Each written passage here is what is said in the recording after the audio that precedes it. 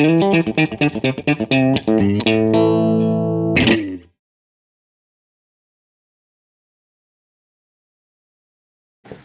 the new wife. This is a departure from what I would normally play. I have two other Suhr signature guitars. They're different flavours of the same idea. Now the other guitars are mostly mahogany because that's my favourite tree. I like the distinctive mid-range of mahogany. This is obviously a very different beast. The neck is made of roasted maple. I don't know how much of this you can see, but the grain looks darker than it would look on normal maple. And what they've done, they take the maple, they put it in an oven with no oxygen and cook it. Because there's no oxygen, it doesn't burn, but all the moisture leaves the wood. So it's almost like you're aging the wood by removing all the impurities and all the moisture.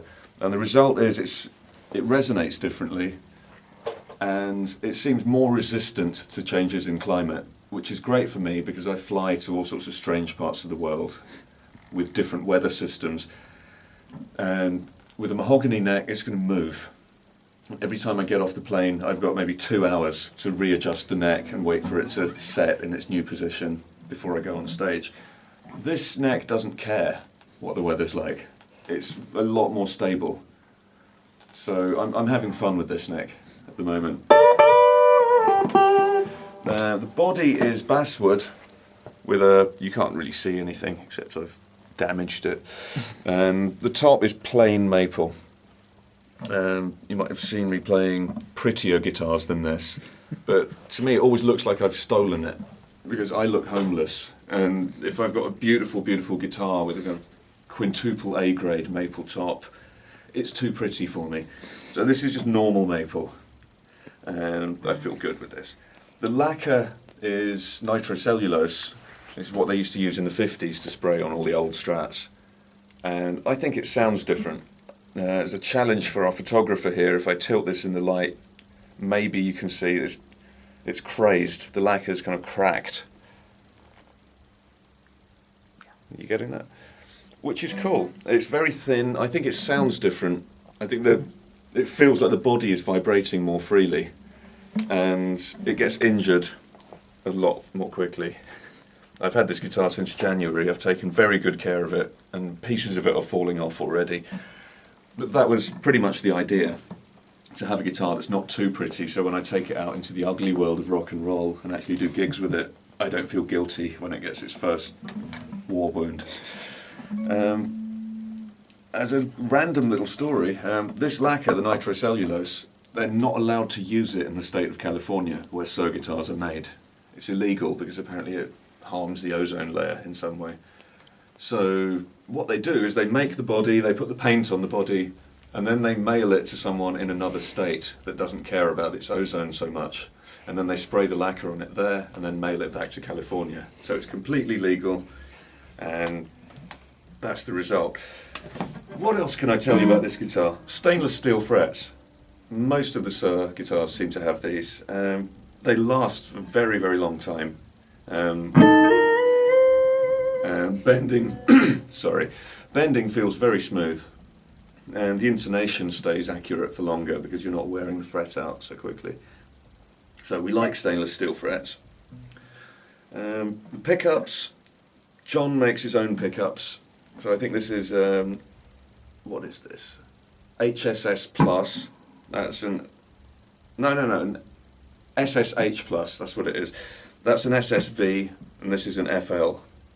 I think they need catchier names, like the Viking. But no, SSH Plus. They're not too loud. I think if the pickup gets too loud, you can't really hear the wood of the guitar anymore. Every guitar starts to sound the same once you put a 30-volt humbucker in it. But this, I think a good test is when you select the bridge humbucker and then just play clean. Does it sound muddy or does it sound pretty?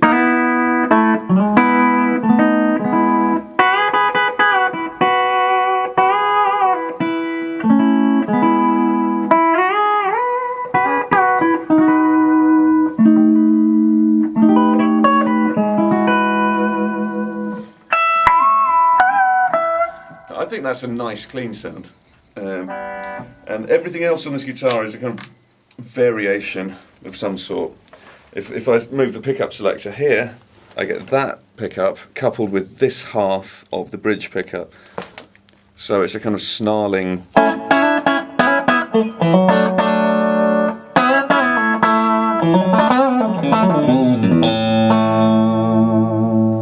then if I go to position 2, I get that pickup with this coil. So everything's a little closer to the neck, but also the two pickups are slightly further away from each other. So instead of that, you've got this. And that seems to make it prettier. So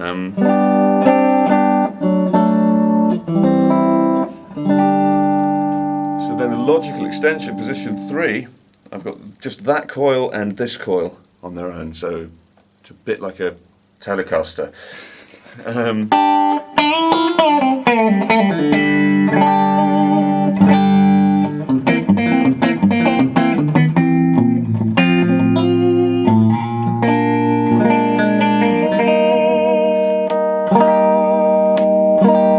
So different flavours of the single coil sound. Here I've got this humbucker on its own. If I roll the tone down a bit, I should be able to get a fairly nice.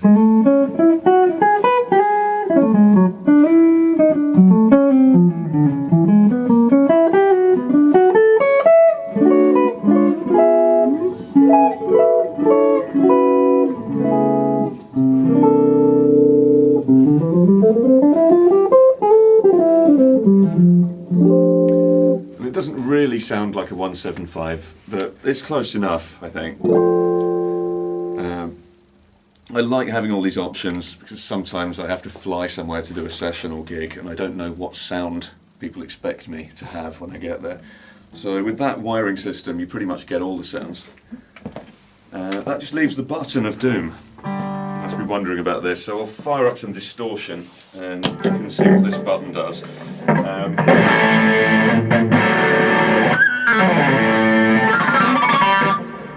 So that's the core sound of the guitar. I might want to get a clean sound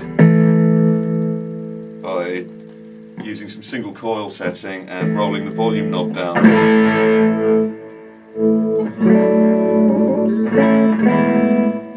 And if I get the balance just right,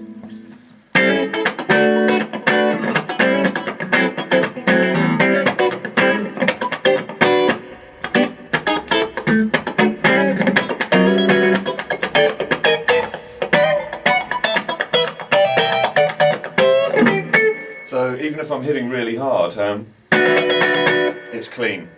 And then if I want the dirt, the full distortion, let's say that's the sound for the verse and the chorus comes along, it would be a shame to lose that sound by moving the volume knob again. So if I push the button, it bypasses this and that and this, and the result is just this humbucker going straight into the output jack. So I can have a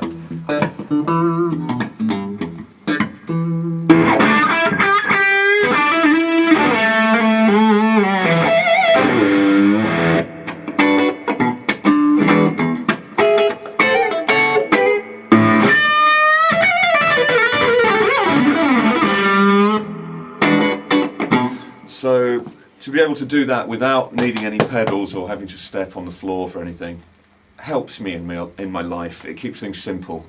All the options I need are where I can see them. So we call that the blower switch, even though it's a button, not a switch.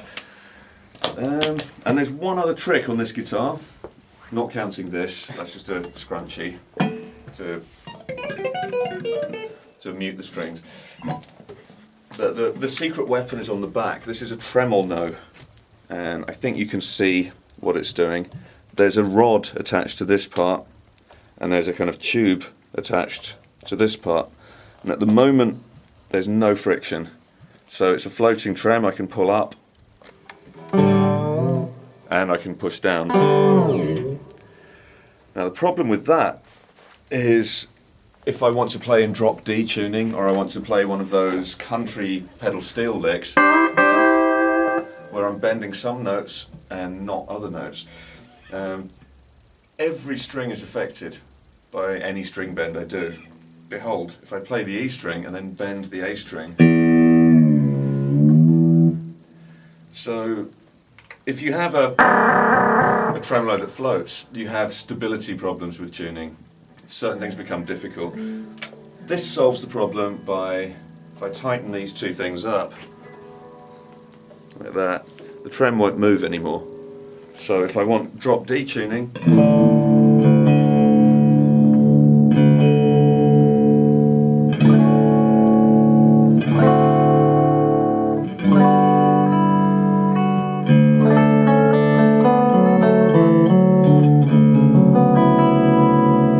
I only have to, there's a song I play sometimes called Slidey Boy, which is drop B, and that takes hours on a normal floating trem just to get the tuning right. But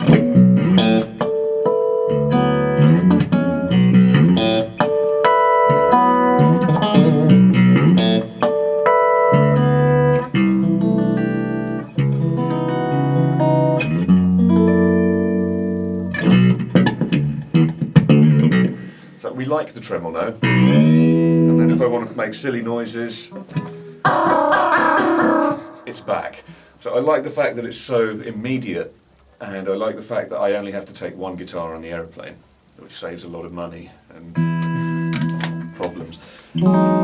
So yeah, that's my guitar. This is, I think they call it the vintage modern GG signature. It's made by these people. We like these people, they do great work. Perhaps you'd like to investigate by trying one out if you ever see one in a shop. I think you'll like it. But I would never tell anyone, go out and buy this guitar because I say it's good. You can go out and try a guitar, and if it speaks to you, if you feel good when you're playing it, that's the only reason to buy that guitar. This is what works for me.